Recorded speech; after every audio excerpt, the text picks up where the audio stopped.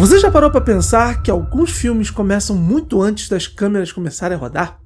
Antes mesmo de existir um roteiro final ou até mesmo um estúdio interessado? Pois acredite, Oblivion, aquele filme de ficção científica estrelado por Tom Cruise, nasceu de uma ideia que quase virou outra coisa completamente diferente. E a história por trás disso é tão interessante quanto o próprio filme. Então já se inscreve aqui no canal que agora eu vou contar todas as curiosidades de Oblivion.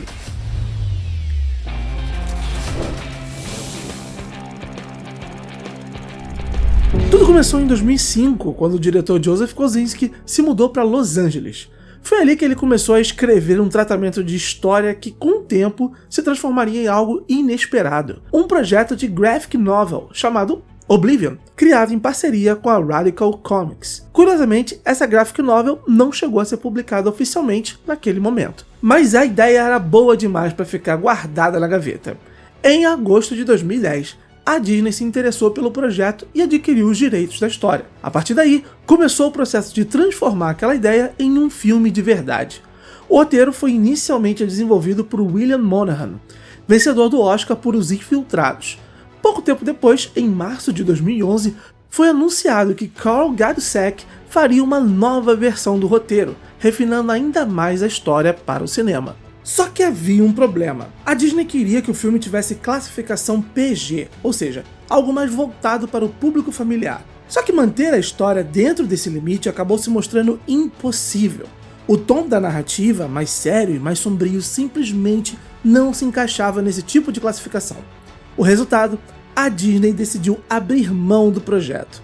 E foi aí que a Universal entrou em cena. O estúdio adquiriu os direitos do filme e aprovou a produção com a classificação PG-13, permitindo que a história mantivesse o tom mais maduro que os criadores queriam desde o começo. Foi esse detalhe que permitiu que Oblivion se tornasse o filme que conhecemos hoje. Agora, falando do elenco, a escolha da personagem Julia também teve uma história interessante dos bastidores. Várias atrizes fizeram o teste para o papel, incluindo Olivia Wilde, Noomi Rapace, Kate Mara, Mary Elizabeth Winstead e Brit Marling. Durante um tempo, quem chegou a ser oficialmente escalada foi Jessica Chastain, mas ela acabou deixando o projeto por causa de conflitos de agenda com outro filme importante da carreira dela, A Hora Mais Escura de 2012, que aliás é um filmaço. Se você quiser vídeo desse filme aqui no canal, só dizer aqui nos comentários. Com isso, o papel finalmente acabou nas mãos de Olga Kurilenko, e a preparação dela para o filme foi bastante curiosa. Para se preparar para interpretar Julia, Olga Kurilenko mergulhou em um processo de estudo bem diferente. Ela assistiu a filmes reais de treinamento de astronautas para entender melhor o comportamento e a postura de alguém que vive naquele tipo de ambiente. E não parou por aí. Ela também assistiu a vários clássicos do cinema. Entre eles estavam Casablanca, de 1942, Notorious, de Alfred Hitchcock, e até mesmo as duas versões de Solaris, a clássica de Andrei Tarkovsky e o remake dirigido por Steven Soderbergh. A ideia era entender melhor como histórias de amor funcionam dentro de universos complexos e misteriosos, exatamente como acontece em Oblivion.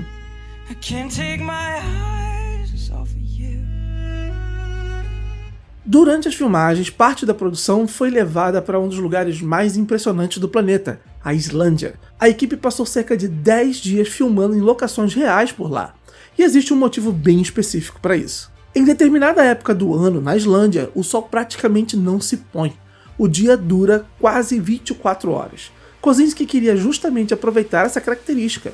Ele tinha um objetivo muito claro: criar um filme de ficção científica que fosse dominado pela luz do dia. Isso era quase uma quebra de tradição dentro do gênero. Se você pensar em clássicos como Alien, O Oitavo Passageiro de 79 ou Blade Runner de 82, vai perceber que a maioria das cenas acontece na escuridão, em ambientes sombrios e iluminados por luzes artificiais. Kosinski queria fazer exatamente o oposto, mostrar um mundo de ficção científica iluminado, aberto e quase etéreo. Mas essa busca por realismo não parou nas locações. Na verdade, ela influenciou uma das decisões mais impressionantes da produção. Kosinski e o diretor de fotografia Cláudio Miranda haviam trabalhado juntos em Tron: O Legado de 2010. Durante aquele filme, eles perceberam algo que os incomodava bastante: o uso massivo de telas azuis para criar cenários digitais. Então, quando começaram a desenvolver Oblivion, os dois fizeram uma promessa. Dessa vez, eles tentariam usar o mínimo possível de chroma key. Para isso, criar uma solução tecnológica incrível para o famoso cenário da Torre de Vidro. Em vez de simplesmente adicionar o céu digitalmente, a equipe decidiu projetar o céu de verdade durante as filmagens. Eles construíram uma gigantesca tela de aproximadamente 150 por 14 metros, formada por 21 monitores gigantes. Nessas telas eram projetadas imagens reais do céu. Mas de onde vieram essas imagens? A equipe passou 3 semanas filmando o céu do topo do vulcão Haleakala, na ilha de Maui, no Havaí. Esse material foi então usado para criar o horizonte que aparece através das enormes janelas da torre. O resultado foi impressionante. A luz que vemos dentro da casa não foi criada por computadores, ela vinha diretamente dessas projeções. Ou seja, os atores estavam literalmente sendo iluminados pelo céu projetado nas telas. Os atores ficaram tão impressionados com o cenário que vários deles elogiaram publicamente o trabalho da equipe de produção. E Tom Cruise chegou a dizer que a Torre de Vidro de Oblivion era um dos sets de filmagens favoritos de toda a carreira dele. Essa tecnologia não ficou restrita apenas a Oblivion. Com o tempo, esse conceito evoluiu e acabou dando origem ao que hoje é conhecido como The Volume, aquele gigantesco sistema de telas de LED usada em várias produções modernas. Essa tecnologia passou a ser utilizada em todas as séries live action de Star Wars, desde o Mandaloriano de 2019. Além disso, também foi usada em filmes como The Batman e Thor, Amor e Trovão, ambos de 2022.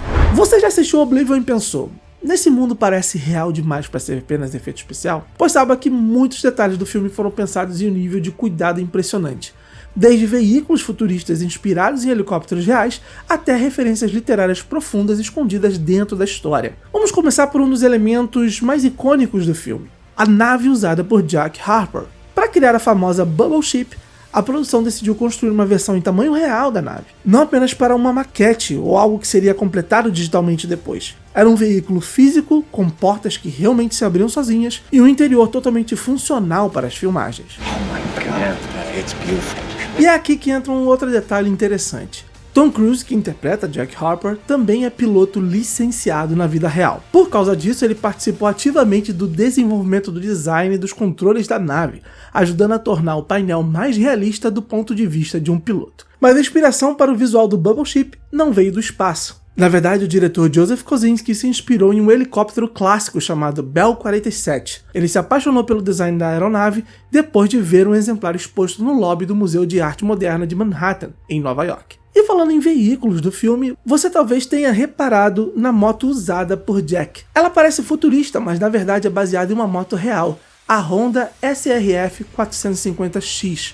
A escolha desse modelo não foi por acaso. Os produtores queriam algo com design minimalista e que também fosse capaz de lidar bem com cenas de ação e acrobacias. Para deixá-la ainda mais futurista, os designers fizeram algumas modificações interessantes.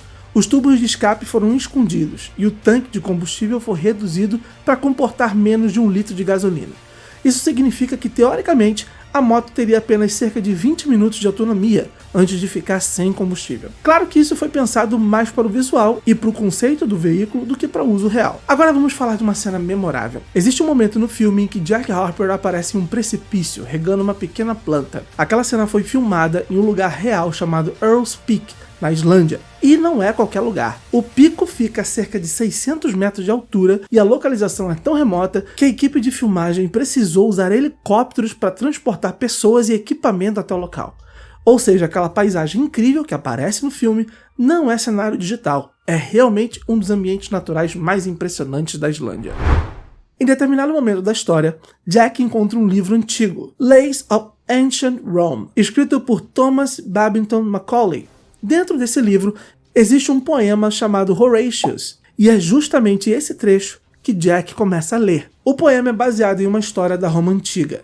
Na narrativa, a cidade está prestes a ser invadida pelos etruscos. Um guerreiro chamado Horatius recebe a missão praticamente impossível de defender uma ponte que leva até Roma. Ele e 2 companheiros atravessam a ponte e lutam contra os invasores, enquanto outros soldados tentam destruí-la para impedir a entrada do exército inimigo. Quando a ponte finalmente é destruída, Horatius manda seus companheiros voltarem para a cidade, enquanto ele permanece lutando sozinho contra os inimigos. Sem nenhuma chance de sobrevivência e sem a possibilidade de fuga, ele decide se lançar no rio, usando sua armadura completa, preferindo morrer a se render. Um dos temas centrais do poema é o sacrifício, morrer pelas cinzas de seus pais e pelos templos de seus deuses. E esse detalhe é extremamente importante para entender Oblivion, porque ao longo do filme descobrimos que a identidade dos deuses de Jack, aquilo em que ele acredita, acaba sendo um fator decisivo para a história. Existe ainda outro detalhe literário escondido em uma cena. Quando Jack chega à sua casa isolada, perto do lago, ele coloca esse mesmo livro, que nós acabamos de citar, Lays of Ancient Home, em cima de outro livro. Esse outro livro é Um Conto de Duas Cidades, famoso romance de Charles Dickens. Essa escolha também não foi por acaso. As duas obras falam sobre pessoas lutando pela liberdade contra a opressão, algo que combina diretamente com os temas centrais de Oblivion. Agora que já falamos sobre bastidores, cenários, referências escondidas em Oblivion, é hora de mergulhar em alguns dos detalhes mais curiosos e surpreendentes do filme. Aqueles pequenos elementos que aparecem rapidamente na tela, mas que quando você descobre o significado por trás deles, tornam a experiência do filme ainda mais fascinante. Um exemplo disso está em um detalhe extremamente específico que aparece no filme, as coordenadas geográficas. Em determinado momento da história, são mostradas essas coordenadas que você está vendo na tela. E o mais curioso é que elas realmente levam a um lugar que existe no mundo real. Se você colocar essas coordenadas em um mapa, elas apontam para uma pequena rua sem saída, localizada em Main Drive 17, na cidade de New City, no estado de Nova York. Oblivion também menciona um lugar fascinante do nosso sistema solar, Titã, uma das luas de Saturno. Titã é a segunda maior lua de todo o sistema solar e possui uma característica extremamente rara. É o único corpo celeste além da Terra conhecido por possuir rios, lagos e até chuva em sua superfície. A diferença é que em vez de água, esses rios e lagos são feitos de metano líquido e o clima por lá é absolutamente extremo. A temperatura média da superfície gira em torno de menos 180 graus Celsius. Outro detalhe muito interessante aparece na casa de Jack. Em uma das paredes podemos ver uma pintura chamada Christina's World, criada em 1948 pelo artista americano Andrew Wyeth. Essa obra é bastante famosa na história da arte e tem uma história muito marcante por trás. A mulher retratada na pintura foi inspirada em uma pessoa real que sofria de paralisia causada pela poliomielite. Andrew Wyeth teve a ideia do quadro depois de vê-la se arrastando lentamente por um campo. A imagem acabou se tornando um símbolo poderoso de fragilidade e perseverança. Alguém que, mesmo limitado fisicamente, continua tentando alcançar algo no horizonte. Dentro do contexto de Oblivion, a pintura ganha ainda mais significado. Ela pode ser interpretada como um reflexo da própria humanidade no filme.